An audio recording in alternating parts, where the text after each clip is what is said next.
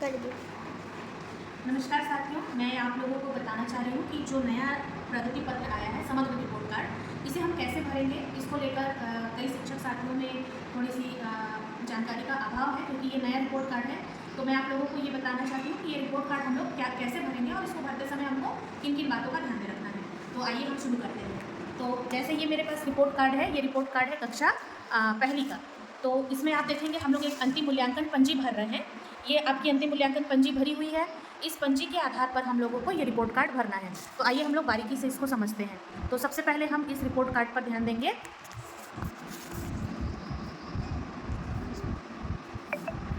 ये report card देखिए, तो इसमें आप देख रहे हैं कि बच्चे के स्कूल का नाम होगा, साला का जो सील होता है, यूडाइस होता है, वो होगा। यहाँ हम विद्यार्थी का नाम लिखेंगे। मान लीजिए इस विद्यार्थी का नाम है पूर्वी राजवाड़े, तो हम यहाँ पे इस बच्चे का नाम लिखेंगे पूर्वी राजवाड़े। ठीक है, ये कक्षा 1 में है। इस बच्चे की जन्म तिथि हम इसमें जब रजिस्टर भर लेंगे तो हमको इसमें से भरने में बहुत आसानी हो जाएगा। हम बच्चे का डेट ऑफ बर्थ लिखेंगे। पंजीयन क्रमांक मतलब बच्चे का दाखिल क्रमांक जो है, तो हम दाखिल क्रमांक जो है ये प्रवेश पंजी से हम लिख के रखते हैं। उसके बाद बच्चे का रोल नंबर, कक्षा में उस बच्चे का रोल नंबर कितना है हम उसको यहाँ पर लिख सकते हैं। ये एक रोल नंबर है तो एक लिखेंगे। अब यदि बच्चे की अपार आईडी जनरेट हो गई है तो आप इसका अपार आईडी यहाँ पे जनरेट करके यहाँ पर लिखना है। बच्चे का PEN नंबर जो एजुकेशन नंबर है बच्चे का, वो यहाँ पर फिलअप करना है, और बच्चे का पता। अब यहाँ पर देखिए माता या पालक का नाम, तो हम सबसे पहले बच्चे की माता का नाम लिखेंगे। जैसे हम नोट करके रखे हैं कि बच्चे की माँ का नाम है सरिता, तो हम यहाँ पर बच्चे की माँ का नाम लिखेंगे सरिता दास। ये मैं एक रफ आपको भर के बता रही हूँ, इसी तरीके से हमको भरना है। उस बच्चे के माँ का मोबाइल नंबर जो है वो यहाँ लिखेंगे। फिर माता या पालक की शिक्षा, अगर माँ 8th तक पास है तो 8वीं लिखना है, 9वीं पास है 9वीं, 10वीं पास है 10वीं, या जो भी उनकी शिक्षा है वो लिखना है। और माता का व्यवसाय, यदि वो नौकरी पेशा है तो यहाँ नौकरी, यदि गृहिणी है तो यहाँ गृहिणी लिखेंगे। ठीक उसी प्रकार हम पिता का नाम लिखेंगे। जैसे यहाँ पिता का नाम है हरिवंश राजवाड़े, तो हम यहाँ पे पिता का नाम हरिवंश राजवाड़े लिखेंगे। और फिर पिता का यहाँ मोबाइल नंबर, पिता की शिक्षा क्या है, पिता का व्यवसाय क्या है, और वो लोग कुल कितने भाई बहन हैं। यदि वो 4 भाई बहन हैं तो हम यहाँ 4, और परिवार में कुल सदस्यों की संख्या 6, तो ये लिखना है। ग्रामीण है या शहरी है ये यहाँ पे आपको लिखना है। यदि शहरी है तो शहरी, ग्रामीण है तो ग्रामीण। बच्चे का ब्लड ग्रुप जो भी है ये यहाँ पे मेंशन करना है। बच्चे का कास्ट क्या है, SC है, ST है, OBC है, उस पर आप टिक करिए। ठीक है, उसी प्रकार यहाँ पे दिव्यांगता के लिए दिया है। यदि बच्चा किसी प्रकार का दिव्यांग है तो उसकी कैटेगरी में आता है, उस कैटेगरी को यहाँ पर टिक करना है। यदि नहीं है तो उसको आप छोड़ दीजिए, और यहाँ अगर दिव्यांग है तो यहाँ पे उसका रिमार्क लिखना है। आगे देखते हैं दूसरा नंबर पेज। इस पेज में देखिए मेरे बारे में, मतलब बच्चे के बारे में। मैं पूर्वी राजवाड़े, यहाँ बच्चे का नाम आएगा। मेरी आयु 6 वर्ष। ठीक है, अगर पहली में है तो 6 वर्ष, दूसरी में है तो 7 वर्ष। मैं खालिस्तान में रहता या रहती हूँ, जहाँ रहते हैं वहाँ अंबिकापुर में रहते हैं, गांधीनगर में रहते हैं। मैं बड़ा होकर शिक्षक, डॉक्टर, इंजीनियर, जो भी बच्चा बनना चाहता है वो यहाँ मेंशन करेंगे। उसके बाद यहाँ पर देखिए मेरा परिवार, मेरे परिवार में मतलब बच्चे के परिवार में जो जो रहता है वहाँ यहाँ पे नाम लिखना है उनका, और उन परिवार का उनके साथ जो संबंध है वो लिखना है। मान लीजिए पिताजी, तो मेरे परिवार में पिताजी का नाम यहाँ लिख दीजिए हरिवंश, और यहाँ लिख दीजिए पिता। माता का नाम सरिता, और यहाँ लिख दीजिए माता। और 4 भाई बहन है तो चारों का नाम लिखते हुए यहाँ भाई भाई बहन बहन जो भी है वो रिश्ता यहाँ पे मेंशन करना है।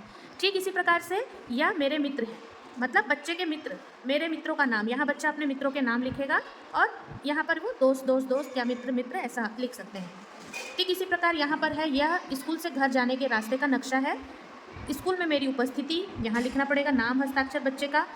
नक्शा जो है ये दोस्त का भी मत होगा, कोई जो दोस्त है वो उस बच्चे के घर तक जाने के लिए जो नक्शा है वो उसको यहाँ पे मेंशन करेगा, दोस्त का भी मत होगा। इस नक्शे में देखकर मैं अपने दोस्त के घर तक पहुँच सकता हूँ या नहीं पहुँच सकता हूँ। यहाँ पे दोस्त का नाम और यहाँ पे दोस्त का हस्ताक्षर, जिस दोस्त ने इसको भरा है।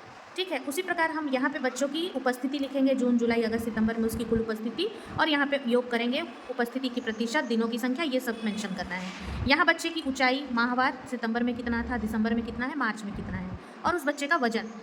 ठीक, उसके बाद यहाँ पर एक कॉलम दिया है, एक पेड़ माँ के नाम जो अभियान था, उसमें बच्चे ने यदि कोई पेड़ लगाया है तो बच्चे के बारे में लिखना है कि मैंने आम का पेड़ लगाया, उसकी रोज़ देखभाल करता या करती हूँ, उसकी ऊंचाई वर्तमान में जो भी है यहाँ पे मेंशन करना है।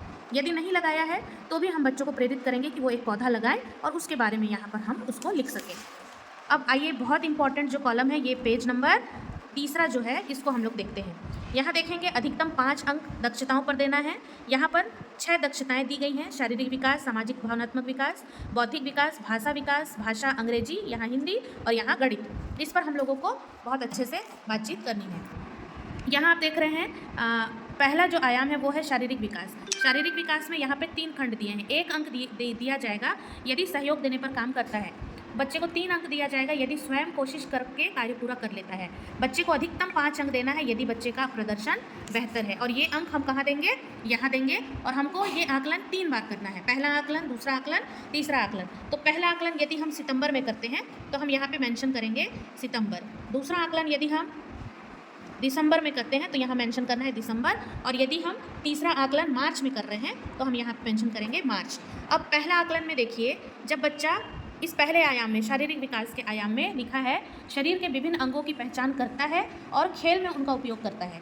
यदि सहयोग देने पर कर लेता है तो हम यहाँ पे 1 लिखेंगे। इसी के सामने हम यहाँ पे कितना लिखेंगे? 1 लिखेंगे। अगर वो सहयोग देने पे नहीं करता है, स्वयं कोशिश करके कार्य पूरा कर लेता है, मतलब वो इस कैटेगरी में है, तो हम 3 में है तो 3 देंगे। तो मैं मान लीजिए इस बच्चे को मैं पहले आयाम में 3 दे रही हूँ क्योंकि वो स्वयं कोशिश करके पूरा कर लेता है। ठीक इसी प्रकार हमको इस पूरे कॉलम को फिलअप करना है और यहाँ पर इसको अंक देते जाना है। यदि वो दूसरे सामाजिक क्षेत्र में 1 है तो 1 करेंगे, यदि इस क्षेत्र में 3 है तो 3 करेंगे, फिर इस क्षेत्र में यदि बच्चा 1 है तो 1 करेंगे, यदि इस क्षेत्र में बच्चा 5 है तो 5 करेंगे। ऐसे करके इस कॉलम को हमको एक आकलन का पूरा कंप्लीट करना है। और कंप्लीट करने के बाद हमको उसको अब यहाँ पर उसको मेंशन करना है। शारीरिक विकास में जब हम पहला आकलन किए तो ये पूर्णांक कितना था? यहाँ पे 5 था, मतलब ये 5 मिलना चाहिए था इसको शारीरिक में, तो कितना मिला है? 3 मिला है। तो हम यहाँ पर इसको मेंशन करेंगे कि पहले आकलन में उस बच्चे ने कितना पाया? 3 पाया। अब यहाँ पर देखिए, यहाँ कहीं पे 5 है, कहीं 10 है, कहीं पे 25 है, कहीं पे 15, कहीं पे 35। तो ये ऐसा क्यों है? इस 35 को देखिए, गणित विकास के क्षेत्र में 35 अंक क्यों दिया गया? क्योंकि इस क्षेत्र में देखिएगा आप, यहाँ पे गणित के कितने खंड हैं? 1 2 3 4 5 6 7 खंड हैं। प्रत्येक खंड के लिए 5 अंक है, 5 सते 35। तो जब हम ये नंबर यहाँ बच्चे को दे रहे हैं यहाँ पर, तो मान लीजिए इसमें हमने 1 दिया, इसमें 3 दिया, इसमें फिर 1 दिया, इसमें 3 दिया, इसमें 5 दिया, इसमें बच्चे को 3 दिया और फिर इसमें बच्चे को 1 दिया। अब इसको कुल योग करिए, 1 2 3 4 5 6 7 8 9 10 11 12 13 14 15 16 17। मतलब इस बच्चे को 35 में कितने अंक मिले? 17। तो ये यहाँ पे मेंशन होगा। अब ये भाषा अंग्रेजी के लिए देखिए 15 दिया है। क्यों 15 दिया है? क्योंकि अंग्रेजी के लिए यहाँ पे 1 2 3 खंड दिए हैं, तो 5 दिया 15। अब ये 15 में इस बच्चे को कितना अंक मिला है यहाँ से हम देख लेंगे। मान लीजिए इसमें 1 मिला, इसमें 3 मिला, इसमें 5 मिला, 5 6 7 8 और 1 9, मतलब 15 में इस बच्चे को अंग्रेजी भाषा में 9 मिला। तो हम यहाँ पे 9 लिखेंगे, यहाँ 9 लिखेंगे। ठीक इसी प्रकार बच्चे को हम यहाँ पे हिंदी में देखिए, यहाँ 25 दिया है। 25 क्यों दिया है? क्योंकि हिंदी में कितने खंड होंगे? 1 2 3 4 5, 5 बच्चे 25। अब इस 25 में यहाँ पे हमने बच्चों को जितना अंक दिया होगा उसको टोटल करके हमको लिखना पड़ेगा।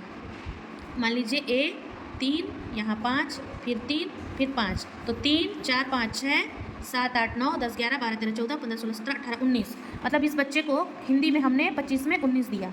ठीक इसी प्रकार से बौद्धिक में कितना दिया? बौद्धिक में 3 खंड है, 1 2, देखिए 2 खंड है बौद्धिक में, इसलिए 2 5 और 5 10 है।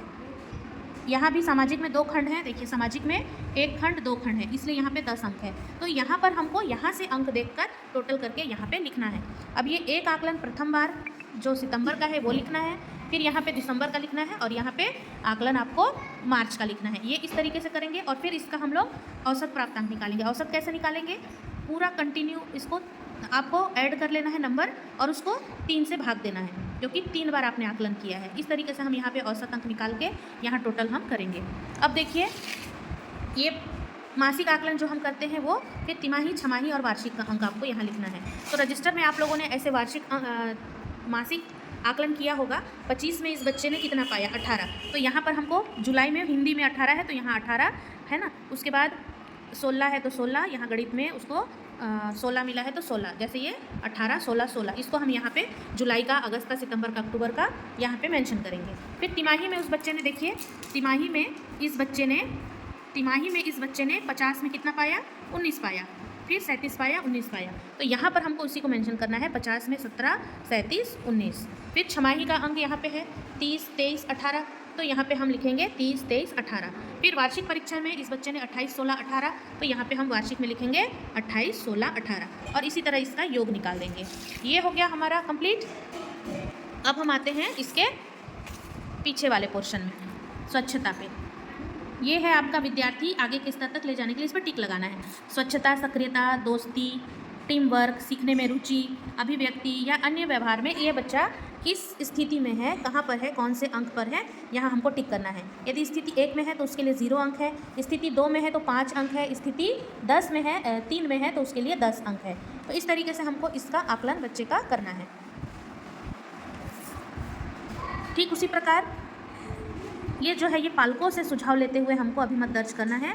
घर में बड़ों के निर्देशों का पालन करता है तो यदि नहीं करता है तो 0, करता है तो 5, बहुत अच्छे से करता है तो 10। इस तरीके से हमको इसको पालकों के अभिमत को लेते हुए टिक करके बच्चे का इसको मेंशन करना है।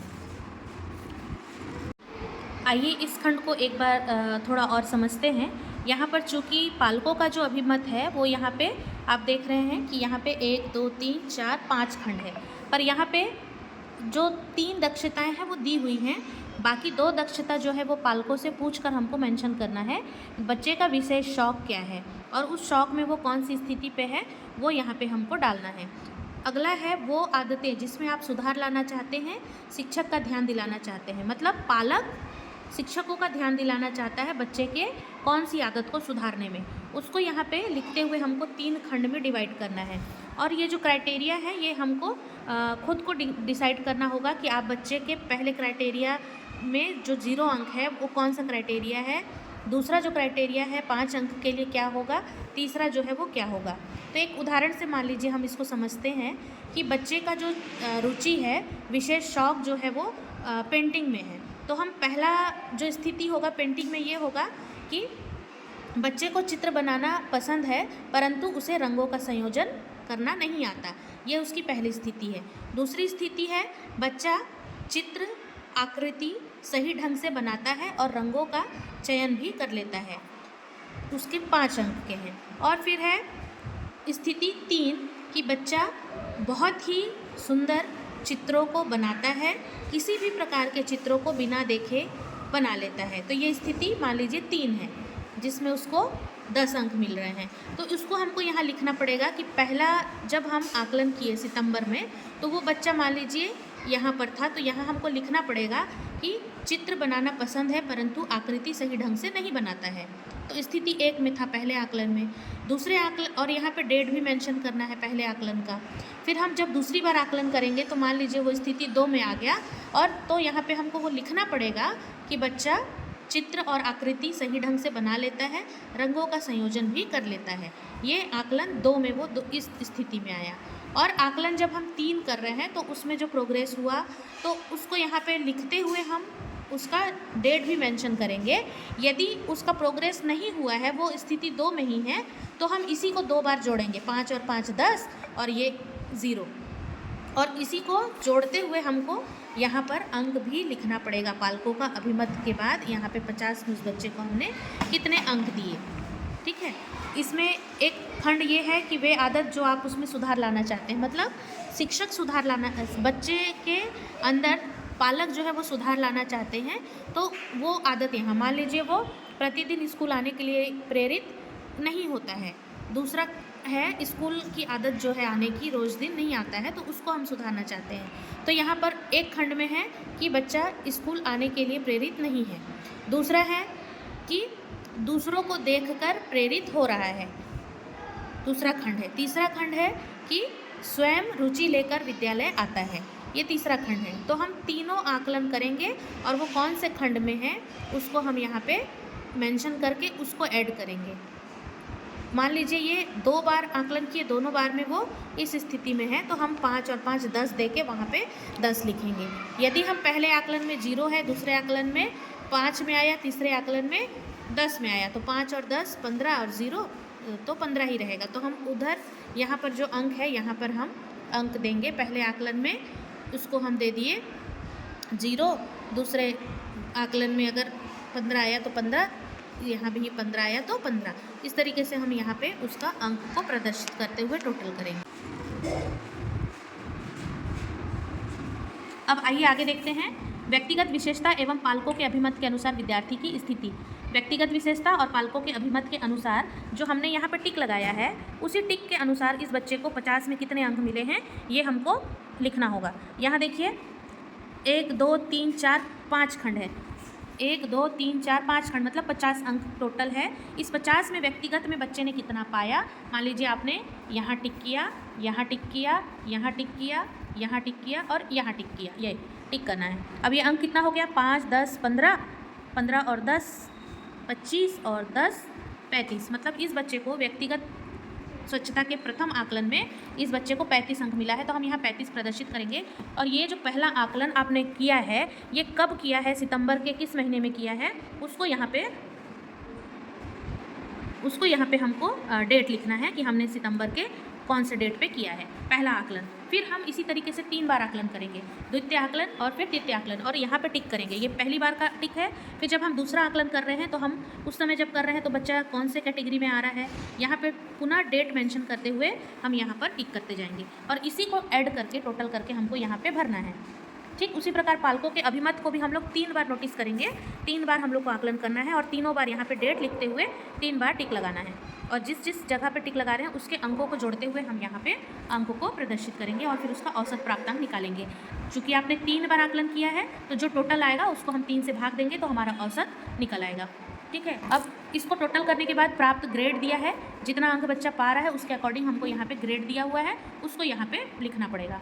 अब आइए, मुझे घर पर सीखने का कोना मिला है या नहीं मिला है। यदि बच्चे के पास अलग से स्पेस है पढ़ने के लिए तो हाँ करेंगे, स्पेस नहीं है तो नहीं में टिक करेंगे।